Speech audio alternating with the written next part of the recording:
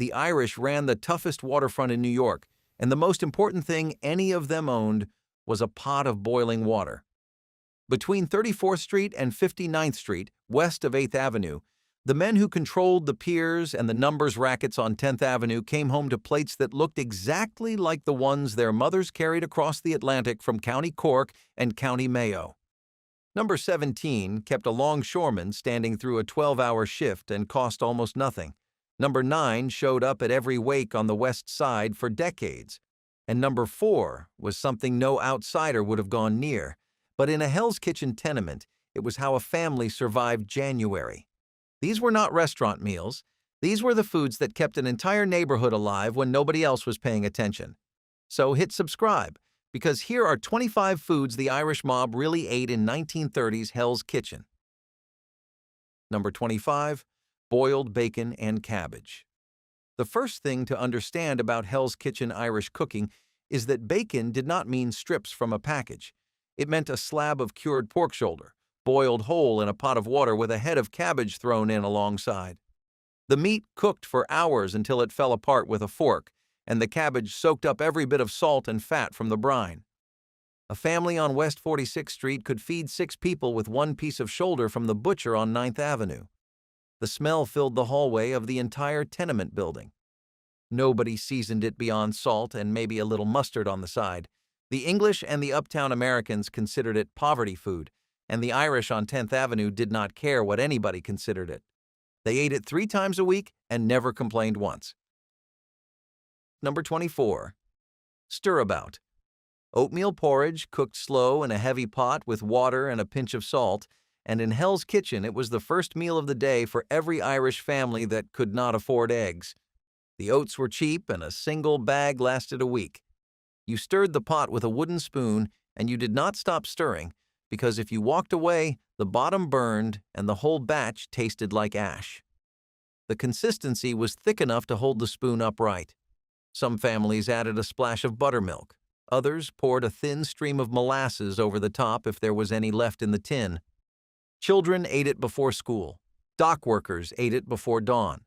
And when a mother had nothing else in the cupboard on a February morning, a pot of stirabout meant nobody left the tenement hungry.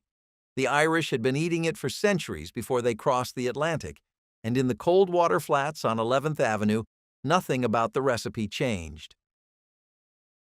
Number 23.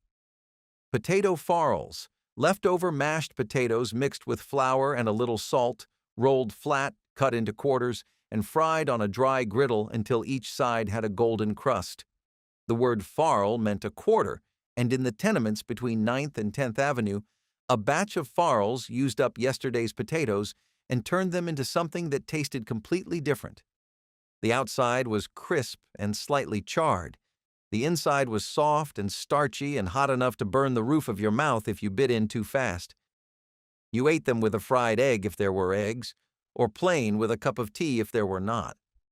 A woman could make a plate of farls in 10 minutes with nothing but cold potatoes and a handful of flour, and in a neighborhood where every leftover had a second life, potato farls were one of the simplest and best.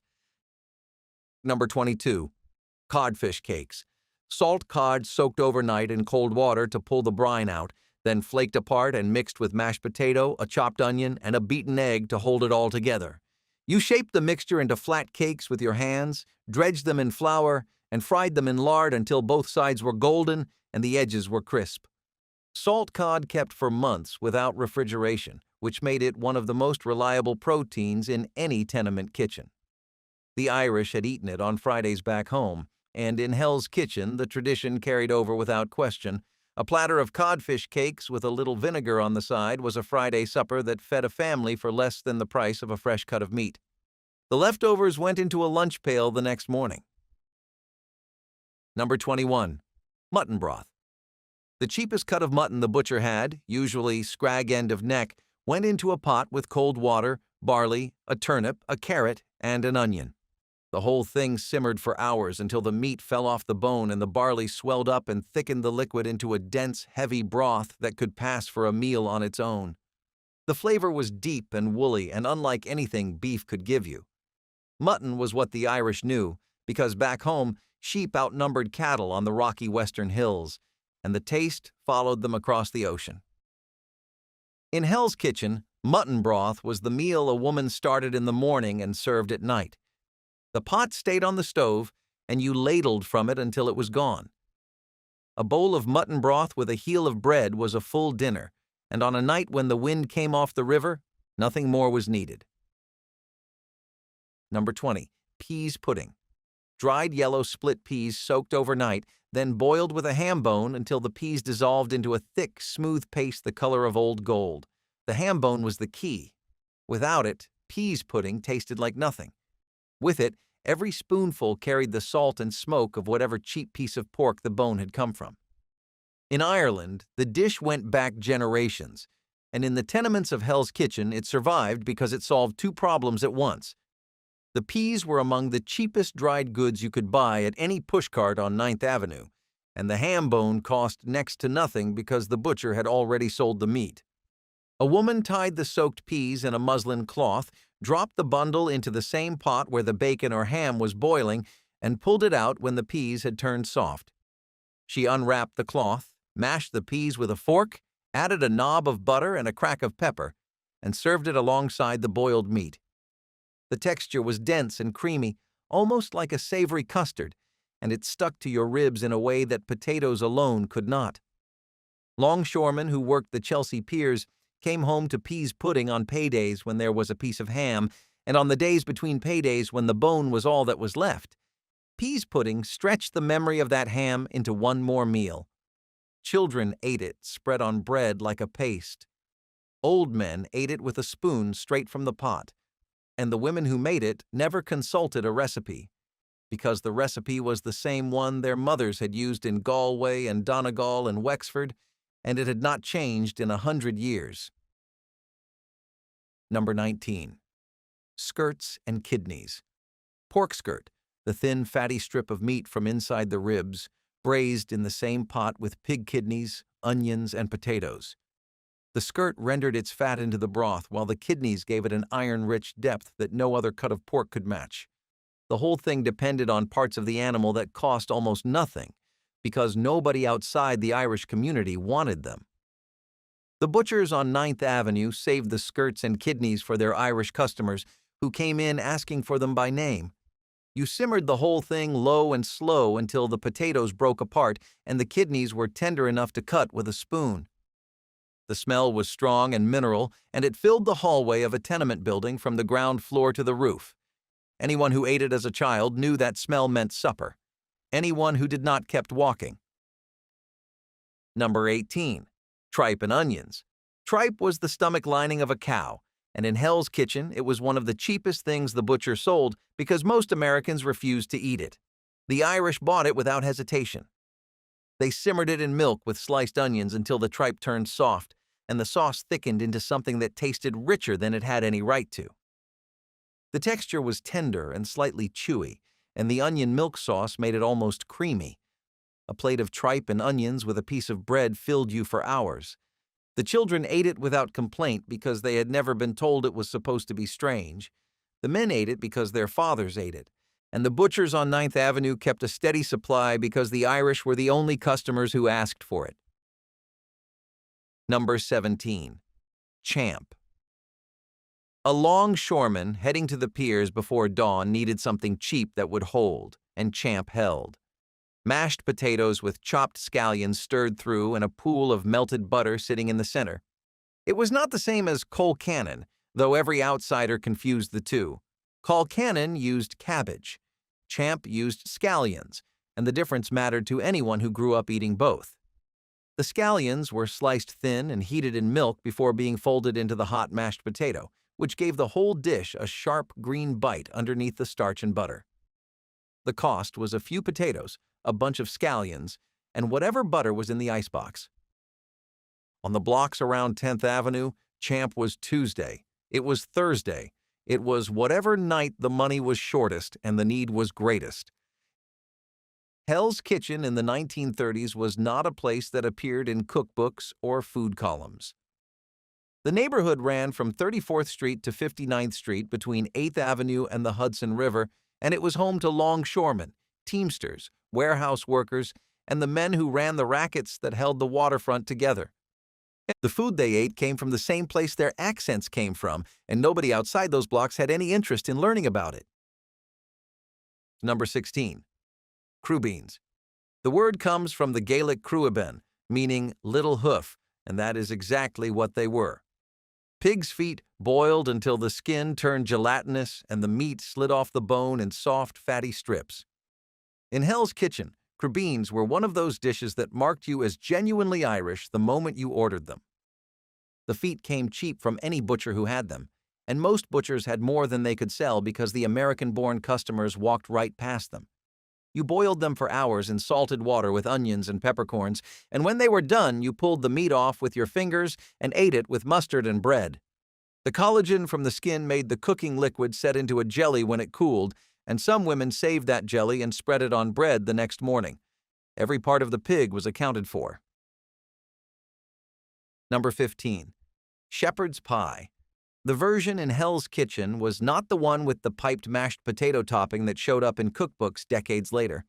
It was leftover mutton or lamb from Sunday's roast, chopped and mixed with whatever gravy was left in the pan, topped with a thick layer of mashed potato, and baked until the top turned golden and the meat bubbled underneath.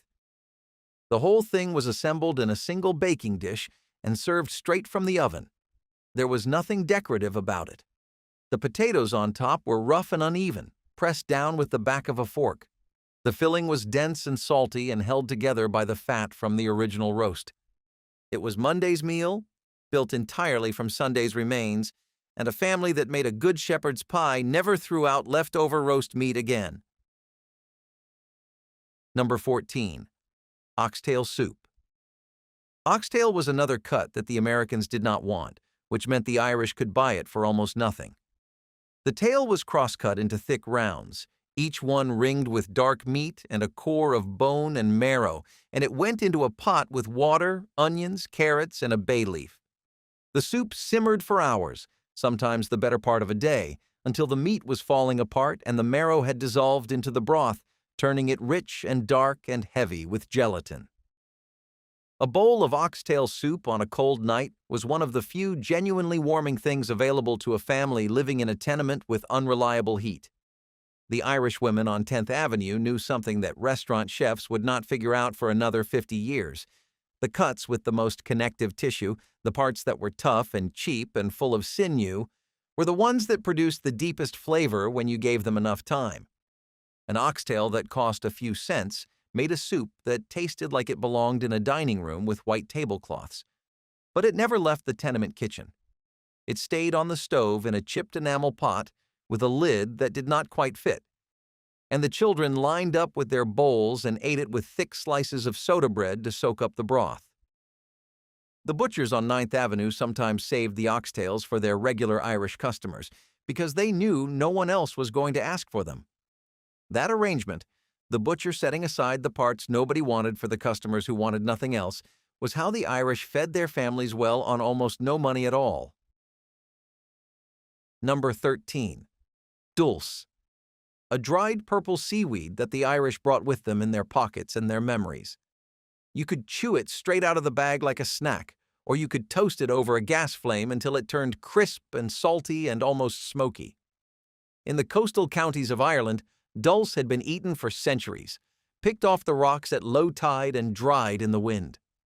In Hell's Kitchen, it showed up in small bags at the Irish grocers, and the old women who bought it ate it the same way they always had. You tore off a strip, put it in your mouth, and chewed. The taste was salt and ocean and something faintly sweet underneath. American neighbors had no idea what to make of it. The Irish did not care. Dulse cost almost nothing. It lasted for months, and a handful of it between meals kept the hunger quiet. Number 12. Liver and onions. Liver was cheap, it cooked fast, and it was packed with iron, which made it a staple in a neighborhood full of men doing physical labor on the docks. The liver came from whatever animal was available, usually calf or pork, sliced thin and fried in a hot pan with sliced onions until the outside was browned and the inside was still slightly pink. The onions cooked down into a sweet, soft tangle that balanced the mineral heaviness of the liver. A plate of liver and onions with mashed potatoes was a full dinner that cost less than almost anything else the butcher sold. The trick was not to overcook it. Liver that went too long in the pan turned chalky and bitter, and every woman who cooked it regularly knew exactly how many minutes to give each side. The children who grew up eating it either loved it or learned to eat it anyway. Number 11. Kippers. The smell hit the hallway before the plate hit the table. Kippers were smoked herring, split down the middle and dried until the flesh turned golden, and they could fill an entire floor of a tenement building with their scent. The Irish and the English both claimed kippers as their own, and in Hell's Kitchen nobody argued about it because there were bigger things to argue about. You heated them in a pan or under a broiler for a few minutes, just long enough to warm them through and crisp the skin, and you ate them with bread and a cup of tea. A pair of kippers was breakfast, and in a neighborhood where a full breakfast meant you could skip lunch, that mattered. The bones were thin enough to eat if you were not particular about it, and most people in Hell's Kitchen were not. Kippers kept well, they cost little, and they delivered more protein per penny than almost anything else in the shop. Number 10. Bacon and cabbage water soup. After the Sunday bacon and cabbage was finished, the water it boiled in was not thrown out. That water had taken on the salt and fat of the meat and the mineral sweetness of the cabbage, and in a Hell's Kitchen tenement, it became the base for the next day's soup. A woman dropped in a few potatoes, maybe a diced onion, whatever stale bread was sitting on the counter, and simmered the whole thing until it thickened into something that tasted far better than it had any right to. The soup stretched one meal into two. The bacon had already fed the family on Sunday. The water fed them on Monday. Nothing left that pot except steam. In a neighborhood where rent took most of the paycheck and food got whatever was left, the ability to turn cooking water into a second dinner was not thrift. It was a skill passed down through kitchens in Cork and Kerry long before anyone in the family had ever seen the Hudson River. The women who cooked in Hell's Kitchen never called what they did cuisine.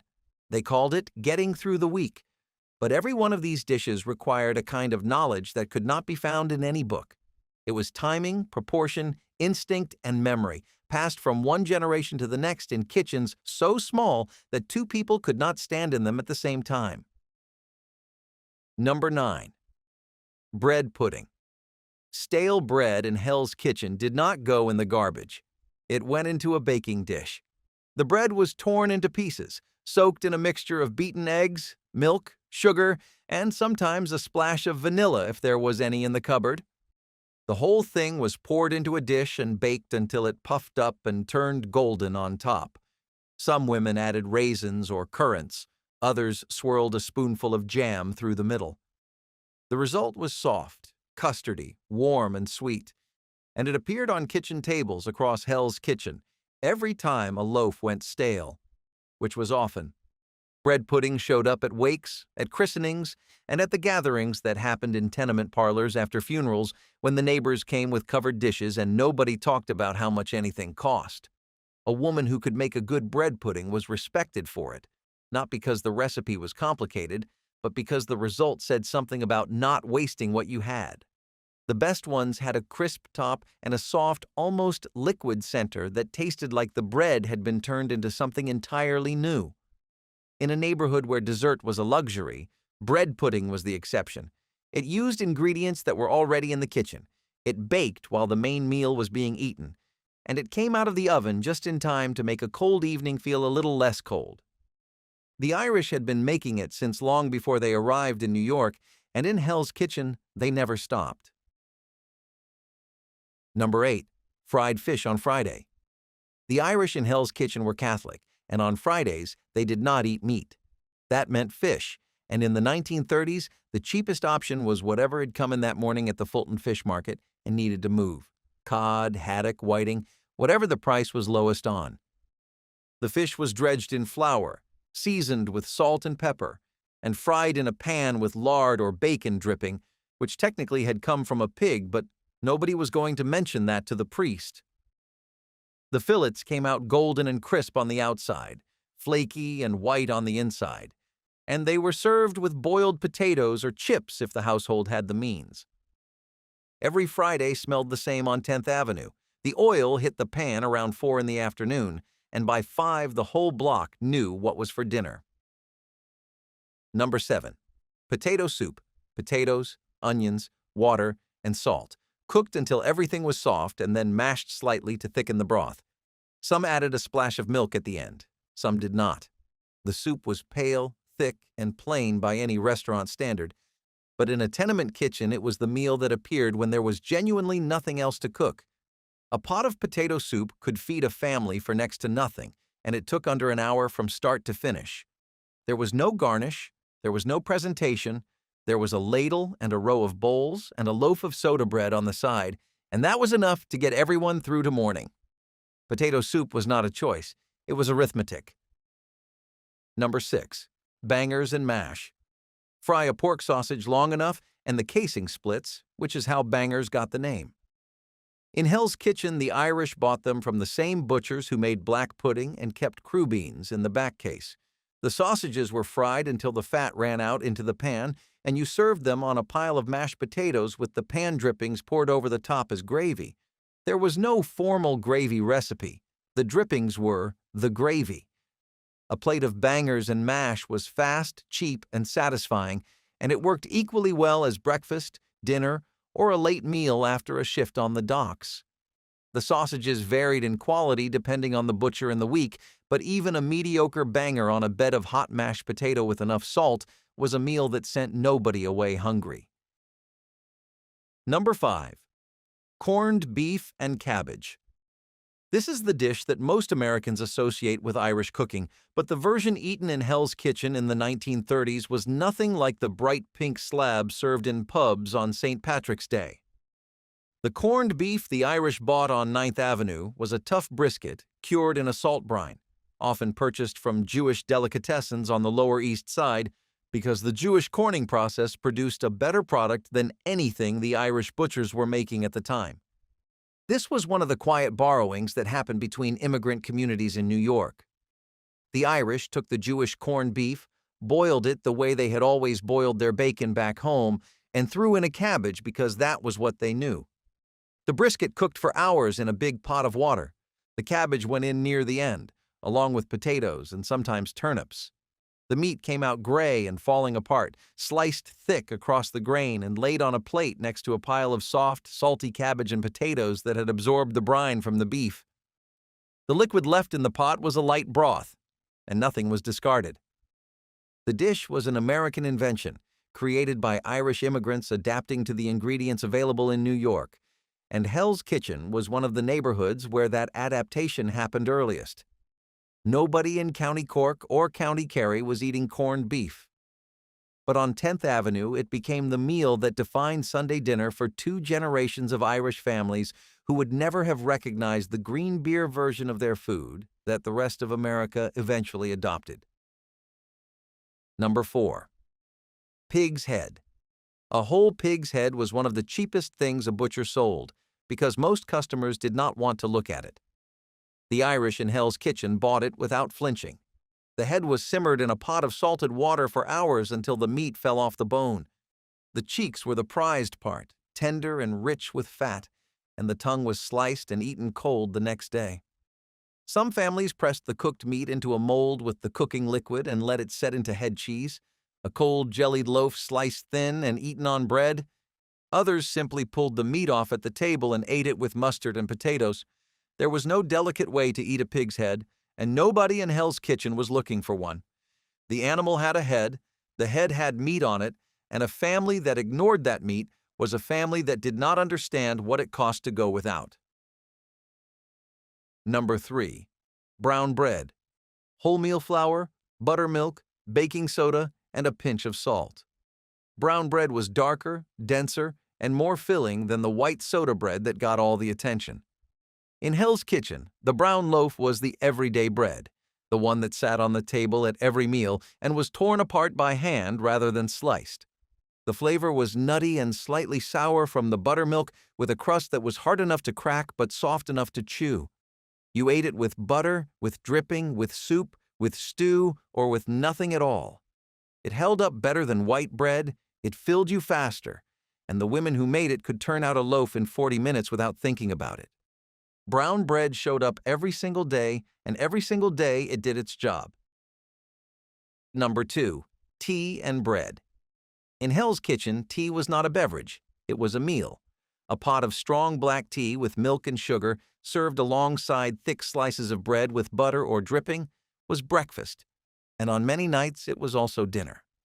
The tea was brewed dark enough to leave a ring in the cup, poured with enough milk to turn it the color of wet sand, and sweetened until it carried real calories.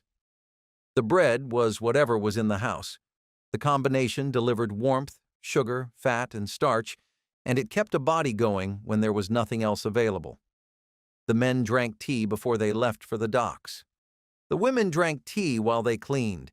The children drank tea after school with a slice of bread, and nobody thought of it as a snack. Tea and bread was a meal, and for a great many families in Hell's Kitchen, it was the most common meal they had. Number 1. A plain boiled potato. There is no recipe. You fill a pot with water, you put in the potatoes, you boil them until they are soft, and you eat them. With salt, if there is salt. Without it, if there is not. The Irish who settled Hell's Kitchen came from a country where the potato was not just a food, but a history, a famine, a reason for leaving. And when they arrived in New York with nothing, the first thing they cooked was the same thing they had always cooked: a potato in boiling water. The bacon was added when there was money for bacon. The cabbage came when the push carts had cabbage. The sausages, the puddings, the stews, the soups, all of them were built around the potato that was already in the pot. A plain boiled potato was not the simplest dish on this countdown. It was the starting point, and everything else grew from it. The tenement kitchens on 10th Avenue are mostly gone now, converted into apartments that rent for more in a month than a longshoreman earned in a year. But the recipes survived, carried in the heads of the daughters and granddaughters who watched their mothers cook without measuring a thing. If any of these meals remind you of something your own family made, leave the name of the dish in the comments. And if you have not already, hit subscribe.